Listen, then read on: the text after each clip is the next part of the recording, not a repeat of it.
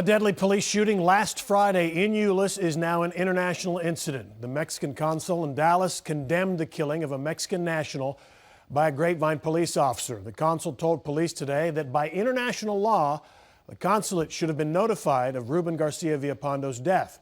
Fox 4 Sean Rabb was in Fort Worth today as Villapando's family and friends remembered him. Sean. Yeah, and people who say they saw the shooting have come forward since our report last night. At least 4. Sources tell us, though, that what one of those folks said didn't match the actual timeline of events.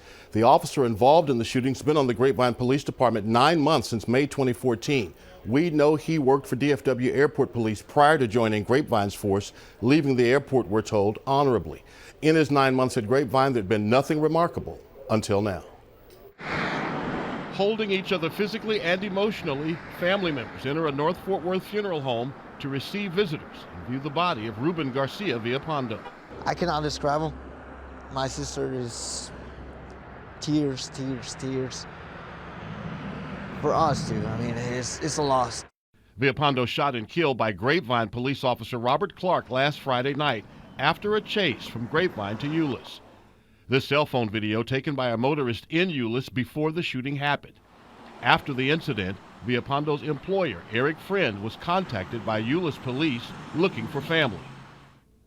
Euless police told Friend the man had been shot. When I found out he was shot, I was mad that where would Ruben go that he could get shot, because it's out of character. The cell phone video, not the best, but Villapando appears to have his hands up, standing near the front of the squad car. The incident began in a Grapevine parking lot. Officer Clark, answering a business alarm, spotted Villapando in a car on the side of the business and turned on his lights. Villapando took off, police say, at a high speed, and Clark chases. Police have not released dash cam video, only a transcript. Cops say Villapando gets out of the car with his hands up. They say Officer Clark tells him not to move and that, contrary to instructions, he walks toward the officer repeatedly telling him to stop. Police say the video shows Villapando raising his hands and or placing them on his head while walking towards Officer Clark. Villapando walks to the front bumper of the patrol car. Off camera, the officer continues to tell him to get to the back of the car. Then 2 shots are heard. It was Villapando's employer who contacted attorney Domingo Garcia. Okay, I want answers on what happened and what caused the officer to feel threatened so much that we had to use deadly force to stop whatever the threat was. Now, here's what we know. We know the officer did not have a taser, but did have both OC spray and an ASP expandable baton on his belt. Options available to police in what's called the force continuum. Don't believe Grapevine police have had a chance yet to interview the officer.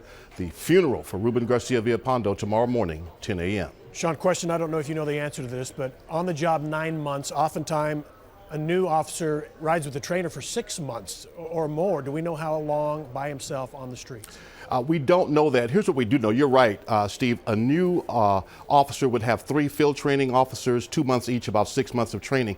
But Officer Clark came from another agency, likely not having that type of FTO, if you will, and probably hit the street fairly quickly after joining Grapevine. Okay, Sean, thanks. Okay.